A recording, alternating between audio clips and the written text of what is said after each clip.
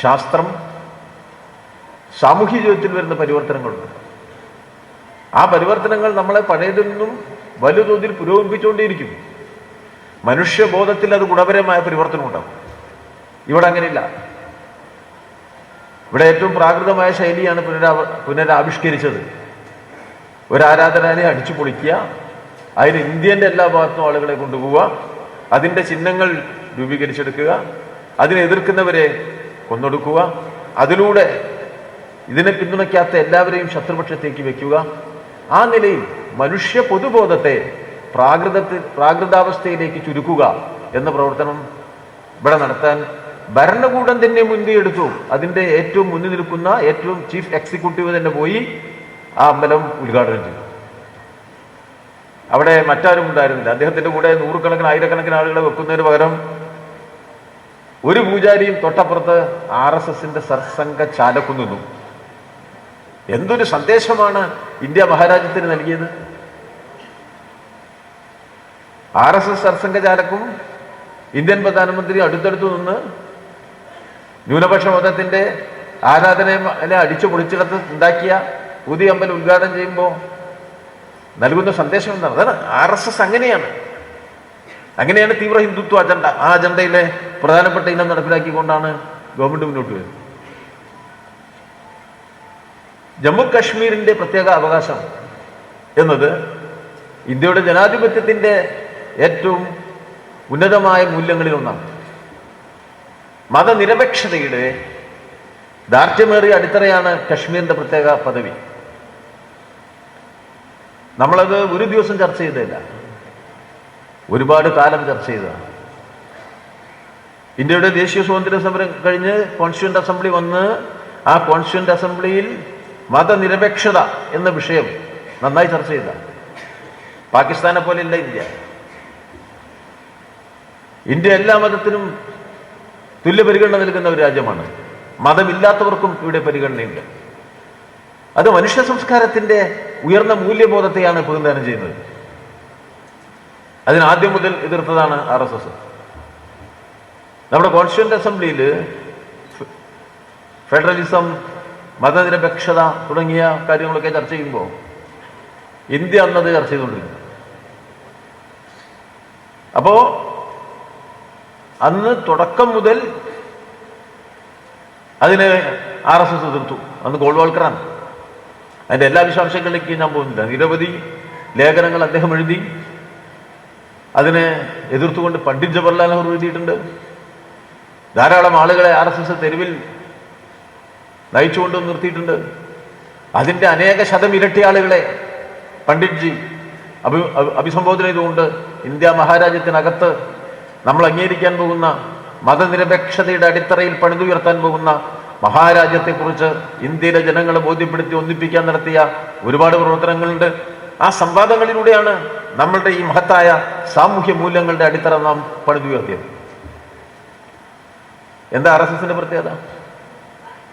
1948 മുതൽ ഇതുവരെയുള്ള RSSന്റെ കാര്യകാരണി യോഗങ്ങളിൽ എക്സിക്യൂട്ടീവ് 2 പരിപാടിയാണ് RSS എല്ലാ കൊല്ലവും നടത്തുന്നത്. ഒന്ന് അവരുടെ ദേശീയ എക്സിക്യൂട്ടീവിന്റെ യോഗം, മറ്റൊന്ന് വിജയദശമി ദിനത്തിൽ RSS സർസംഘചാലക് നടത്തുന്ന പ്രഭാഷണം.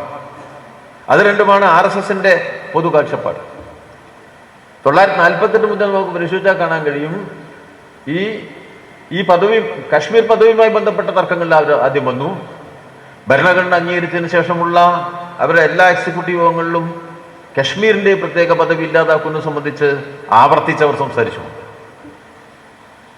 കഴിഞ്ഞ ഗവൺമെന്റ് നോക്കും, പോക്കറ്റിൽ നിന്നൊരു കടലാസ് എടുത്ത് വായിച്ച് ഇന്ത്യയുടെ ആഭ്യന്തരമന്ത്രി ജമ്മു കശ്മീരിന്റെ പ്രത്യേക അവകാശം ഇല്ലാതാക്കി. അജണ്ടകൾ നടപ്പിലാക്കുകയാണ്. ഹിന്ദുത്വ അജണ്ടകളാണത്.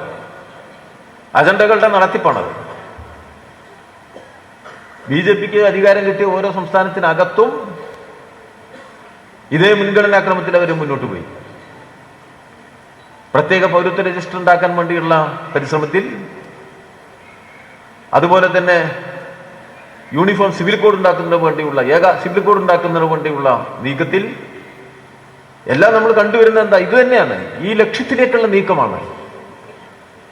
സെക്യുലറിസം ഇല്ലാതാവുകയും മതാധിഷ്ഠിത സമൂഹം എന്ന ഹിന്ദുത്വ അജണ്ട സമ്പൂർണ്ണമായി നടപ്പിലാക്കുകയും ചെയ്യുന്നതിന് വേണ്ടിയുള്ള പ്രവർത്തനം നടത്താനാണ് രാജ്യാധികാരത്തെ BJP ഉപയോഗപ്പെടുത്തുന്നത്. ഓരോ സന്ദർഭത്തിലും RSS ഇടപെടും. അതിന്റെ ഭാഗമായി ഒരു മടിയും കൂടാതെ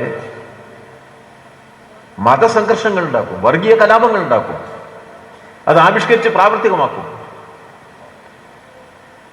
ഇന്ത്യയുടെ ഇന്നത്തെ മുഖം എന്ന് പറഞ്ഞാൽ തന്നെ ആ നിലയിൽ വികൃതമാക്കപ്പെട്ട മുഖമാണ്. RSSന്റെ ഹീനമായ അജണ്ട നടപ്പിലാക്കുന്നതിന് വേണ്ടി നടത്തുന്ന ഭരണം ഉപയോഗിച്ച് നടത്തുന്ന പ്രവർത്തനങ്ങൾക്കൊപ്പം തന്നെ സമാന്തരമായി രാജ്യത്തെ വർഗീയമായി ചേരിതിരിച്ച് മുന്നേറുന്നതിന്റെ ഭാഗമായി നടത്തുന്ന കലാപങ്ങളുടെ, അക്രമങ്ങളുടെ, കീഴ്പ്പെടുത്തലുകളുടെ ഏറ്റവും മോശപ്പെട്ട മുഖമാണ് ഇന്നത്തെ ഇന്ത്യയിൽ ജ്വലിച്ചു നിൽക്കുന്ന മുഖം, മുന്നിൽ കാണുന്ന മുഖം. ഒരുപാട് സംസ്ഥാനങ്ങളിലെ BJP എന്താ ചെയ്തുകൊണ്ടിരിക്കുന്നത്? ഒരു മുസ്ലിം ഒരു കേസിൽ പ്രതിയായാൽ അദ്ദേഹത്തിന്റെ വീടൊക്കെ തകർത്തളി, പൊടിയാക്കും. എത്ര സംഭവങ്ങൾ, ഒറ്റപ്പെട്ട സംഭവങ്ങളല്ല, നൂറുകണക്കിന് സംഭവങ്ങളാണ് ഇന്ത്യയിൽ നടക്കുന്നത്. ഉത്തർപ്രദേശിൽ അത് ഒരു സാധാരണമായ സംഭവമാണ്. ചെറിയ ചെറിയ കാര്യങ്ങളിൽ പോലും ഇടപെട്ടുകൊണ്ടിരിക്കും. ഹലാൽ എന്ന വാക്ക് കടകളുടെ കൊണ്ട് ഹലാൽ ഇറച്ചി നിരോധിച്ചിരുന്നു. ചില മരുന്നുകളിൽ ഹലാൽ എന്ന് കൂട്ടിച്ചേർത്തിരുന്നു. എല്ലാം നിരോധിച്ചില്ലേ? മുസ്ലിം വിശ്വാസവുമായി ബന്ധപ്പെട്ടൊരു വാക്കാ അങ്ങ് നിരോധിച്ചത്.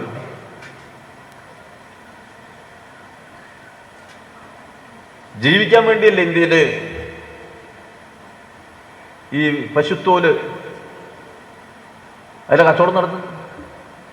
ഹിന്ദു മതത്തിൽ തന്നെ ചമാർ എന്ന് പറയുന്ന വിഭാഗം സഹസ്രാബ്ദങ്ങളായി പശുവിന്റെ തൊലി ഉരിച്ചാണ് അവരുടെ ജീവിതോപാധി കണ്ടെത്തുന്നത്. ഇന്നുണ്ടാകുന്ന ഉൽപ്പന്നങ്ങളുടെയും ഉപോൽപ്പന്നങ്ങളിലൂടെയുമാണ് ജീവിതോപാധി കണ്ടെത്തിയത്. പശുവിനെ കച്ചവടം ചെയ്യുക ഒരു ഉപജീവന മാർഗമാണ്. എത്ര ആളുകളെയാണ് കൊലപ്പെടുത്തിയത്?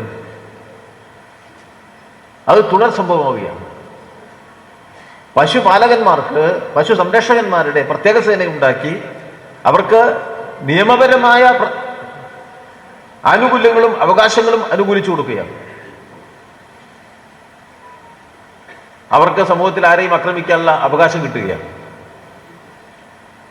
വിശ്വസിക്കാൻ പ്രയാസം തോന്നുന്ന തരത്തിലാണ് തീർത്ഥാടനം നടത്തുന്ന പ്രദേശങ്ങളിൽ, തീർത്ഥാടകർ പോകുന്ന വഴിയിൽ മറ്റൊരു മതസമുദായക്കാരൻ കച്ചവടം നടത്തിക്കൂടാ എന്നുള്ള നിലയിലേക്ക് കാര്യങ്ങൾ നീക്കി കൊണ്ടുപോകുന്ന ഒരു ഇന്ത്യയിലാണ് നാം ജീവിക്കുന്നത്. ഓരോന്നോരോന്ന് എടുത്തു നോക്കിയാൽ ഒരു 33% ജനങ്ങളുള്ള ആസാമിൽ ഇപ്പോഴത്തെ മുഖ്യമന്ത്രി, അവിടെ എത്രയോ കാലമായിട്ട് മനുഷ്യൻ ബീഫ് ഉപയോഗിക്കുന്നുണ്ട്, നിരോധിച്ചറിഞ്ഞത്.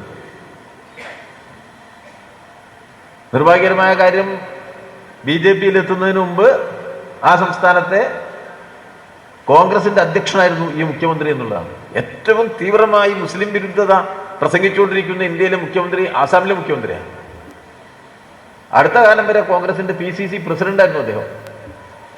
ഇതാണ് നമ്മളുടെ പുതിയ കോൺഗ്രസിന്റെ പ്രത്യേക ഉള്ളിലിരിപ്പ്. വല്ലാത്തൊരവസ്ഥയാണ് സൃഷ്ടിക്കപ്പെട്ടിരിക്കുന്നത്.